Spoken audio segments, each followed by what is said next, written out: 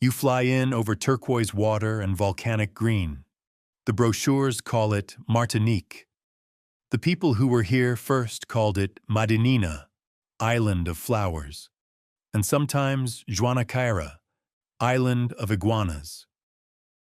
Long before cruise ships and duty-free rum, this was Kalinago territory, part of the Lesser Antilles chain between Dominica and St. Lucia, a tight little arc of islands that European maps once treated like a blank page waiting to be filled with someone else's ambitions. On a June day in 1502, Christopher Columbus sailed past and discovered an island already full of people, gardens, and trade routes. Classic. A century later, in 1635, French colonizer Pierre Belin Desnambuc arrived, planted a cross, and claimed Madinina for the French crown, backed by investors who saw these hills and immediately thought sugar and profit. Somewhere between the mangrove swamps and the high ridge of Mount Pelée, the entire script flips. Indigenous villages get replaced by plantations. African captives are forced ashore. A thing called the Code Noir will soon tell you exactly how legally owned a human being can be. From the lookout above Saint-Pierre, the sea is still beautiful, the breeze still soft. But once you know what happened here, slavery, revolution, eruptions both volcanic and political, the view changes. This island becomes a timeline. Every bay, every ravine, every sugar mill ruin is a receipt. And that quiet ridge in the distance? Yeah, that ridge has seen some things.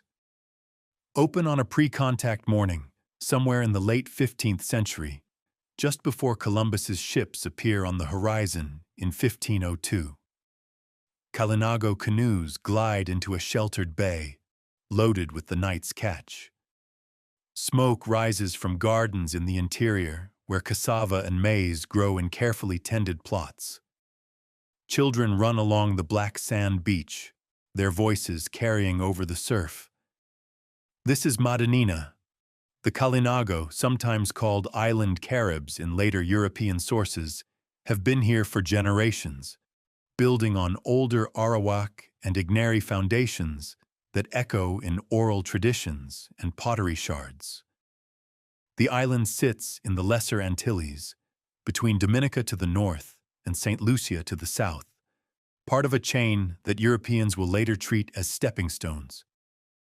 For the people living here, these islands are a world unto themselves. The systems work. Agriculture feeds families. Fishing sustains communities. Inter-island trade connects Madinina to neighbors near and far. Social structures govern disputes, marriages, and alliances. Later, French missionary accounts will describe these same people as fierce and warlike, convenient language for what comes next. But right now, on this particular morning, they are farmers, fishers, parents, and traders. In other words, they had stable food systems, navigation skills, and functioning communities, which will, of course, be later rebranded as savagery, so Europe can feel better about itself. Up the coast, a young man shades his eyes against the morning glare. A strange sail has appeared on the horizon, far out where the sea meets the sky. He watches for a moment, then turns back to his work. They'd seen traders before. This ship was different. Pull back from that single beach to a map of the Lesser Antilles, not the European version with its neat colonial boundaries, but the one that existed in indigenous minds. These waters are highways, not barriers. The Caribbean Sea connects rather than divides. Regular canoe traffic moves between islands carrying salt, pottery, tools, and marriage alliances. Linguistic and cultural threads run from the Orinoco Basin in South America, up through the entire Antillean chain. A message sent from Trinidad can reach Madinina within weeks, passed from crew to crew, island to island. Early French and Spanish reports will later complain bitterly about Kalinago raids on their shipping, attacks on vessels, ambushes on isolated settlements, coordinated resistance across multiple islands. Colonial administrators frame this as piracy or savagery. Read differently, it looks like targeted defensive action against foreign encroachment by people who understood exactly what these newcomers intended. Picture a young Kalinago messenger paddling hard between islands, carrying news of strange ships seen far to the south. He doesn't know it yet, but he's witnessing the opening moves of a new kind of war.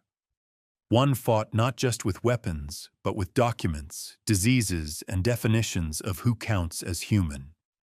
When European maps first show the Caribbean, islands look like scattered dots waiting to be claimed. For the people already navigating these waters, they were exits, entrances, supply lines, and escape routes. In other words, civilization, just not the kind Europe was prepared to recognize. So when a Genoese captain sailing for Spain shows up claiming he found Madinina, the people of Madinina have notes. Cut to June 15, 1502, Columbus's fourth voyage. His ship passes the island the local people call Madinina or Juanacaira, and his journal dutifully notes the sighting.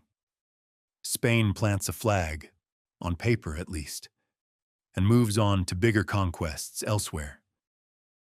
This is the drive-by discovery phase of colonialism. Spanish ships appear. Sailors go ashore for water and wood. Maybe there's a skirmish. Maybe there's an awkward attempt at trade. And then the fleet sails west toward the mainland, where gold and silver promise faster returns. The paperwork says Spanish territory. The power on the ground remains indigenous for now. But contact is never clean. Disease begins its invisible work. European goods trickle into trade networks. The Kalinago adjust their strategies. Watching these newcomers carefully, learning their patterns, preparing for what might come next. What comes next takes shape slowly, 130 years in the making. Back in France, investors form the Compagnie des Îles d'Amérique, a joint stock company with eyes on the Caribbean's potential. On the island of Saint-Christophe, modern St. Kitts, a colonial operator named Pierre Belin d'Esnambouc builds a foothold and starts looking south. Madinina appears on his list. The reports describe fertile soil, defensible harbors, and a climate perfect for cash crops. The indigenous population is noted as an obstacle to be managed, not a people with claims of their own. By 1635, the next set of ships won't just be passing through. They're bringing investors, muskets, and sugar dreams. 1635. French ships anchor off the coast near Carbet. Pierre Belin d'Esnambouc steps ashore with soldiers, settlers, and a wooden cross. The cross goes into the ground first, a ritual claiming of land for God and the French crown. Somewhere inland, Kalinago scouts watch from the trees, assessing these newcomers who clearly intend to stay. The early years are tentative. Fort Saint-Pierre rises as the first colonial town, a cluster of wooden buildings behind earthwork walls. French settlers plant tobacco on cleared plots, trading with the Kalinago when convenient, fighting them when not. The relationship is unstable. Periods of coexistence interrupted by violent clashes as French land hunger pushes deeper into the interior. Company charters from Paris speak of settlement and cultivation. Translated into practice, this means turn the island into an export machine. The Compagnie des Îles d'Amérique expects returns on investment. Investors don't care about diplomatic arrangements with indigenous leaders. They care about commodities flowing back to European markets. By mid-century, a man named Jacques Diel du Parquet, d'Esnambouc's nephew, has taken control of Martinique and begun the transition that will define the next 2 centuries. Tobacco gives way to sugar. Small farms give way to plantations. And plantations, as the Atlantic world is about to prove, require labor on a scale that free workers cannot provide. This is the part in the brochure where they call it development. On the ground, it looks like expropriation, fortification, and a brutal new economy loading in the background. And sugar, as every island in this chain will learn, comes with a body count. By the late 17th century, the transformation is complete. Stand on a hillside above Saint-Pierre and count the sugar plantations spreading across the coastal plains. Neat, geometric fields of green cane, each one representing a small fortune in European investment and an enormous cost in African lives. The numbers are stark. As sugar replaces tobacco, the demand for labor explodes. Enslaved Africans arrive by the shipload, Senegambians, Congolese, people from the Bight of Benin and the Gold Coast, packed into vessels designed to maximize cargo at the expense of everything else. Survivors who make it to Martinique's shores are sold at auction in Saint-Pierre, then marched to plantations where life expectancy is measured in years, not decades. In 1685, the French crown codifies this system with the Code Noir, the Black Code. This document defines enslaved people as property, specifies punishments for resistance, and includes provisions that French officials will later describe as humane protections. Article 38 specifies that fugitives absent for a month shall have their ears cut off and be branded. Article 33 permits masters to chain and beat enslaved people at will. State-sponsored sadism, as one historian later put it, but with liturgical garnish. The Code Noir also mandates Catholic baptism for all enslaved people, spiritual salvation offered alongside physical brutality, as if the one somehow balanced the other. In the plantation ledgers of this era, you can find records of punishment meted out to unnamed people whose entire existence in the archive is a line item. 1 Negro, 20 lashes, theft of bread. That's the system working as designed. But paper doesn't control people as well as planters hope, especially once ideas start crossing the Atlantic that sound a lot like all men are created equal. By the late 1780s, news travels fast across the Atlantic. Ships arriving in Saint-Pierre's harbor carry more than sugar profits and manufactured goods. They carry pamphlets, newspapers, and revolutionary whispers from Paris. In 1789, the Declaration of the Rights of Man proclaims that men are born and remain free and equal in rights. The words echo through the Caribbean, but they land very differently depending on who's listening. White planters hear a threat to their property and their power. Free people of color, the gens de couleur libres, many of them wealthy, educated, and legally distinct from the enslaved, hear a promise of citizenship long denied. Enslaved people hear something even more dangerous, the possibility that the entire system might be illegitimate. For a few turbulent years, the revolution seems to deliver. In 1794, the French National Convention abolishes slavery in the colonies, a radical move that sends shockwaves through the Caribbean. But Martinique is complicated. British forces occupy the island from 1794 to 1802, and the British have no interest in French revolutionary decrees. The Abolition order is not enforced. Slavery continues. A free man of color in Fort-de-France hears that he is legally free in Paris while watching British troops patrol the harbor, protecting the same plantation system the revolution supposedly ended. The gap between metropolitan principles and colonial practice has never been wider. Colonial correspondence from this period is full of anxiety. White planters write frantic letters warning that metropolitan ideas will destroy the social order. They're not wrong about the danger, just wrong about who deserves to be afraid. Welcome to Martinique, where you can be technically free in Paris and still legally enslaved on a hillside in the tropics, depending on who currently occupies the port. And when Napoleon decides the revolution went a little too far, things get even messier. 1802. Napoleon Bonaparte, now First Consul of France, decides the revolution went too far. The experiment with colonial liberty is over.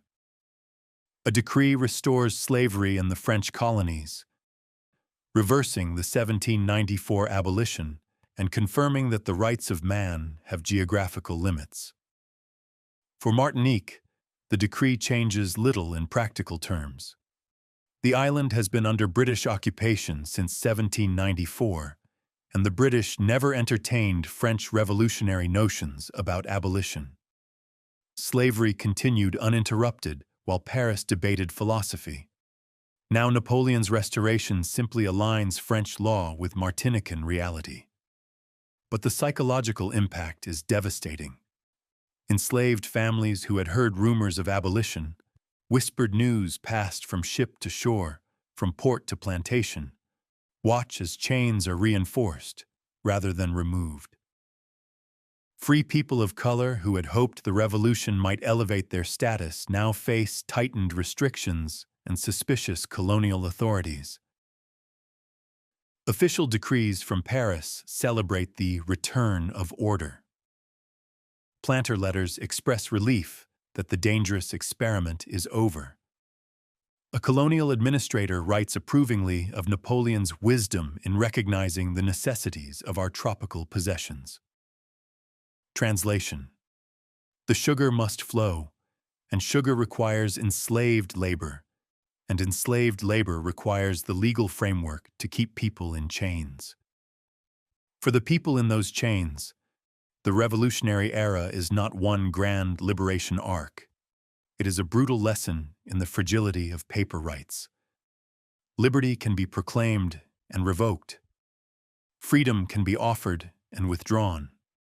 The only reliable path to dignity is the one you carve yourself, in the mountains, in the fields, in the thousand small acts of resistance that never make it into official records. But there is a date coming, 1848, that even the planters cannot roll back. The interior of Martinique is not gentle country. Volcanic ridges rise steeply from the coastal plains, covered in dense tropical forest that even experienced travelers find disorienting. Ravines cut through the hillsides, choked with vegetation and running with streams that appear and disappear depending on the rains. This is difficult terrain for plantation agriculture, and that difficulty made it perfect for something else. Marronage, the practice of escape. Throughout the era of slavery, enslaved people fled into these mountains. Some went alone, slipping away during harvest chaos or festival nights when overseers were distracted. Others went in groups, following guides who knew the trails. They established camps in the interior, temporary shelters at first, then more permanent settlements hidden in ravines and ridgetop clearings where plantation patrols rarely ventured. Martinique's maroon communities never achieved the scale or formal recognition of Jamaica's maroon states, but they existed. Planter correspondence from the 18th and early 19th centuries is full of complaints about runaways who refuse to be recaptured, about plantation workers who maintain contact with people in the hills, about the difficulty of controlling a labor force that knows the mountains offer an alternative. Daily resistance took quieter forms as well. Work slowdowns during critical harvest periods, sabotage of cane mills, a loose bolt here, a fire there, maintenance of African spiritual practices, drumming ceremonies, and languages that overseers could not understand. Missionaries complained about banned dances and heathen rituals that persisted despite official prohibitions. When colonial sources grumble that enslaved people refuse to work properly, that's not laziness. That's resistance with a sugarcoating. Every act of non-compliance, every escape attempt, every preserved song and hidden ceremony was a refusal to accept the system's terms. And when abolition finally comes, it will not be a gift from benevolent masters.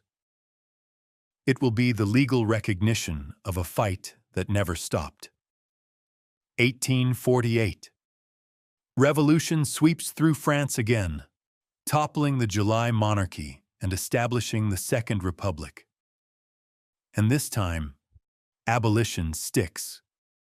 Victor Schœlcher, a French abolitionist who had spent years documenting the horrors of Caribbean slavery, finally has the political moment he needs. As Undersecretary of State for the Colonies, he drafts the decree that will end slavery in all French territories. The document is signed in April. News travels across the Atlantic by ship, arriving in Martinique in May. But the enslaved population is not waiting for official permission. In late May, before the formal proclamation reaches every corner of the island, uprisings break out near Saint-Pierre. Enslaved workers refuse to continue under the old system, demanding immediate recognition of the freedom they know is coming. Local authorities, facing the choice between violent suppression and early compliance, choose to proclaim abolition ahead of schedule. On May 22, 1848, slavery officially ends in Martinique. The date is still commemorated today. Freedom, however, is not the same as equality. The plantation economy does not vanish because its legal foundation has been removed. Sugar still grows in the fields. Mills still need workers. And the planter class, the béquets, as white Creole landowners are called, still controls the land, the capital, and the political connections. Colonial authorities implement labor contracts that bind newly freed workers to estates for fixed periods at minimal wages. Vagrancy laws criminalize unemployment, effectively forcing people back onto the plantations they just escaped. A newly freed worker asked to sign a contract for the same estate where he was enslaved. Yesterday might be forgiven for wondering what exactly has changed. The archive preserves Schœlcher's soaring rhetoric about liberty and human dignity. It also preserves the fine print, contracts, regulations, and economic arrangements designed to keep black labor cheap and white profits intact. So yes, slavery is abolished. But the sugar doesn't harvest itself, and the planter class doesn't just vanish in a puff of moral clarity. For half a century after abolition, Martinique rebuilds itself around the same crop and the same hierarchies, just with different legal paperwork. Formerly enslaved people become wage laborers, technically free but economically trapped. The béquets retain their estates, their mills, their export networks. Rum joins sugar as a major commodity, processed in distilleries that still dot the island's countryside today. Fort-de-France grows as an administrative center, gradually displacing Saint-Pierre as the island's political hub. But Saint-Pierre remains the cultural and commercial capital, the Paris of the Antilles, locals call it, with its theaters, newspapers, grand merchant houses, and bustling harbor.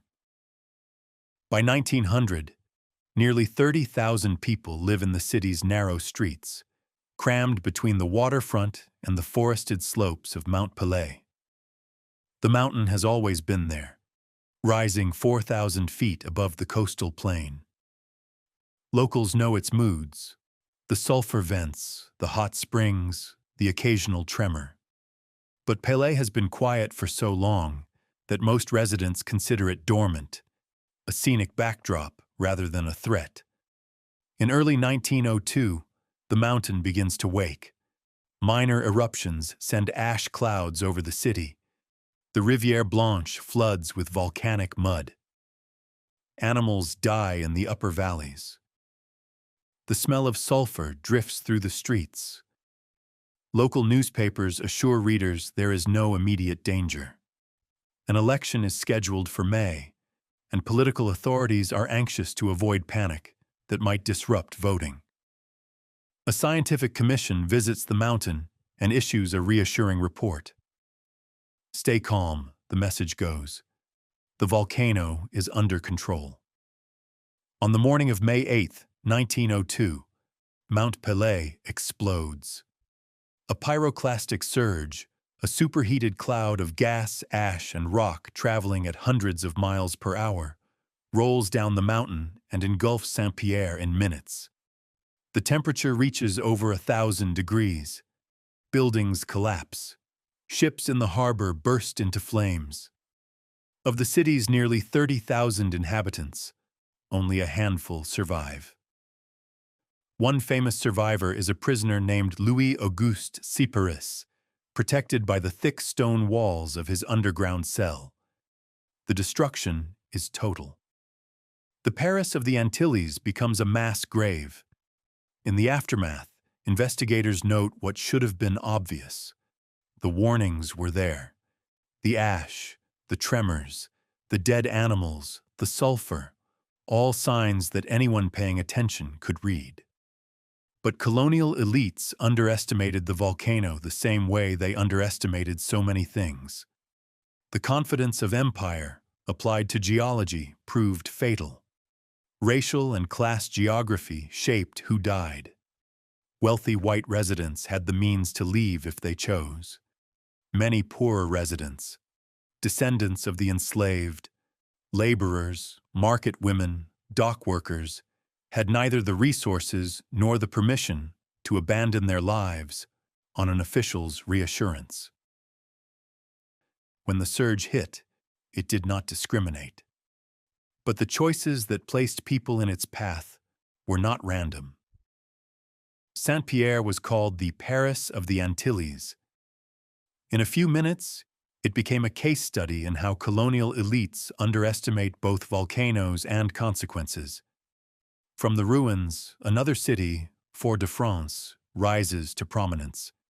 And in that city, decades later, a young man named Aimé Cesaire will start writing a different script for Martinique's future. The decades after the eruption are years of slow reconstruction and persistent inequality. Fort-de-France takes over as the island's capital, its harbor handling the sugar and rum exports that remain Martinique's economic lifeblood. The Becquet families maintain their grip on the land and the distilleries. Workers' wages stay low, while prices for imported goods stay high. This is the world Aimé Cesaire is born into in 1913, a colonial society that has abolished slavery but preserved its economic logic, a place where the color of your skin still determines your access to education, employment, and respect. Cesaire proves brilliant. He wins scholarships, travels to Paris, studies at the elite École Normale Supérieure, alongside other black students from across the French Empire.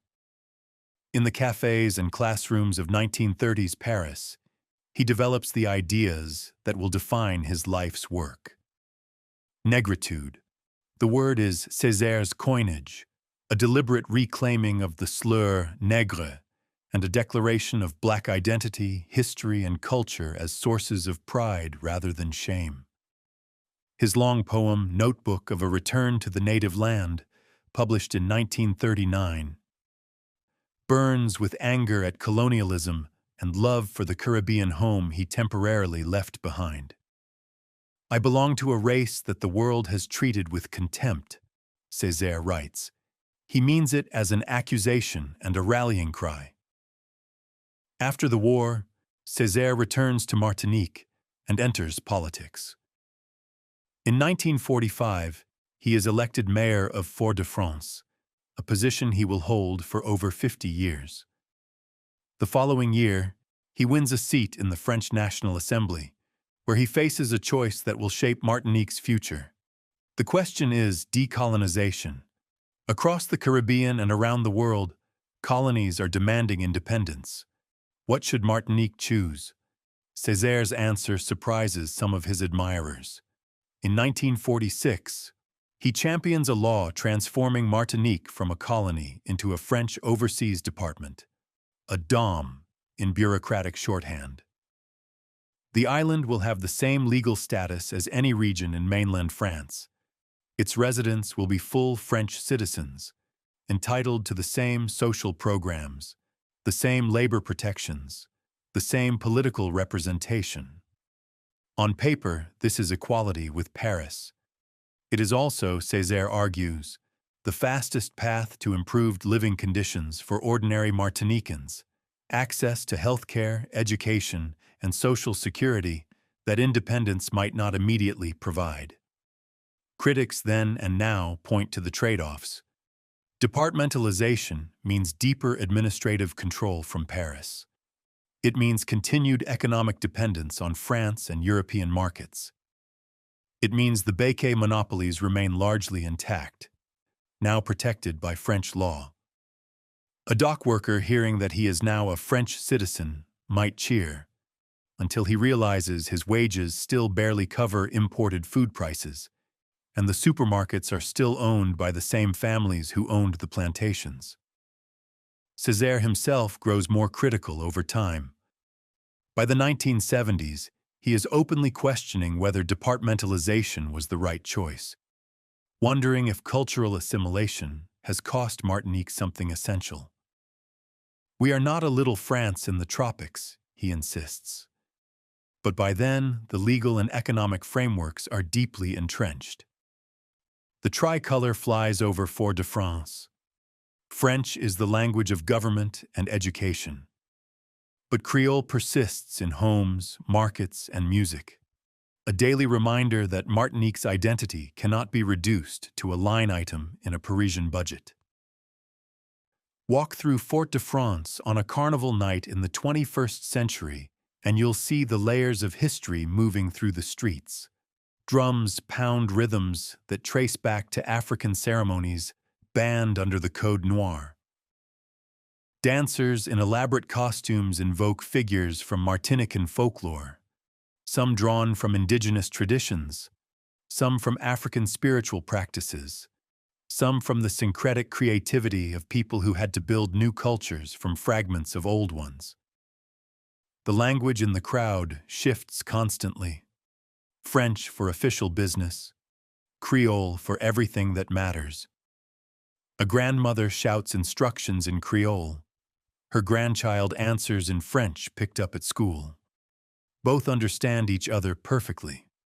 This is the daily negotiation of Martinican identity, being French and not French simultaneously, carrying a European passport while standing on volcanic soil that remembers different names.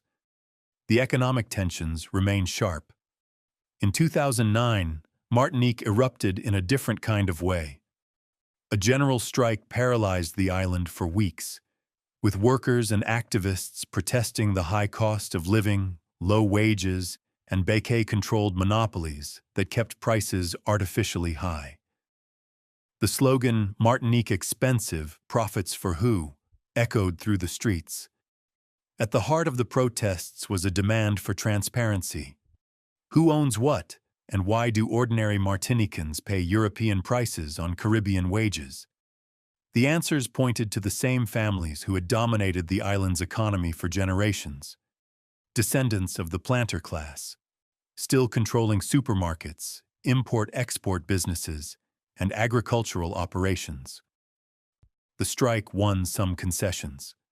Prices came down on certain goods. A dialogue about economic reform began, but the underlying structures remained.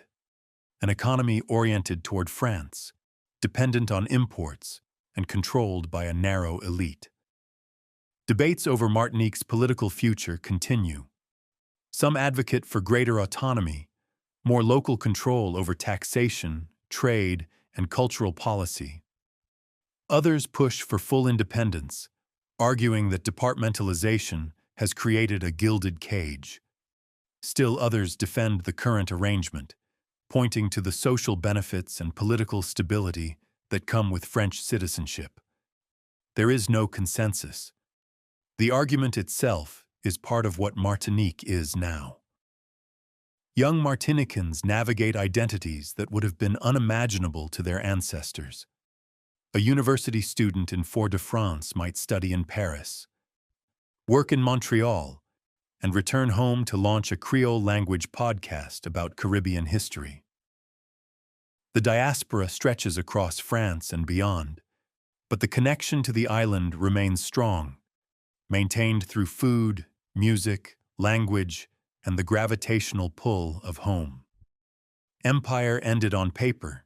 In people's daily lives, it echoes in who owns the supermarkets, who controls the ports, whose language is considered proper, and whose is dismissed as patois. The receipts are still being tallied. Return to the ridge above Saint-Pierre. The ruins of the old city are still visible below. Stone walls, fragments of streets, a theater where performances stopped mid-scene in 1902. Mount Pelée rises behind, quiet now, its summit often wrapped in clouds. The same mountain that watched Kalinago canoes navigate these waters 500 years ago. The same mountain that saw French ships arrive with crosses and contracts. The same mountain that sheltered maroons fleeing through the ravines. The same mountain that one May morning reminded everyone that human ambitions operate on borrowed time. From this vantage point, you can trace the entire story in geography. The coastal plains where sugar once grew, now dotted with banana plantations and rum distilleries. The harbor at Saint-Pierre, rebuilt but never restored to its former prominence. Fort-de-France in the distance, the capital that inherited a role it never sought. The forested interior where resistance hid and culture survived. In the villages, older residents still tell stories passed down from grandparents who remembered Abolition, who remembered the eruption, who remembered the slow grind of colonialism and the even slower work of building something else. These are not museum pieces. They are living threads connecting the past to arguments happening right now, about land ownership, about language policy, about who gets to define what Martinique means. Aimé Cesaire died in 2008, mourned as the father of Martinican political consciousness and negritude. His legacy is contested, as all legacies are. Did departmentalization save Martinique or trap it? Did negritude liberate Black identity or essentialize it? The debates continue in university seminars and rum shop conversations, and the fact that they continue is itself a kind of answer. Martinique is still arguing with its history, still refusing to settle into a single narrative. The drums at Carnival trace back to ceremonies the Code Noir tried to prohibit. Creole persists despite 2 centuries of official French language policy. The maroon trails are overgrown now, but the memory of flight remains encoded in place names and family stories. Every time a young Martinican chooses to speak Creole instead of French, or to learn the history the schools left out, or to ask why the same families still own so much, the resistance continues in a different register. Stand on that ridge as the sun drops toward the Caribbean. The same water that carried Columbus's ships, that carried slave ships, that carried sugar to Europe and revolutions back. The same mountains that hid the hunted and survived the explosion. The same air that carries zouk and dance hall and protest chants from Fort-de-France. The island of flowers. The island of iguanas. The island of receipts. Martinique didn't just survive history. It argues with it every single day in Creole.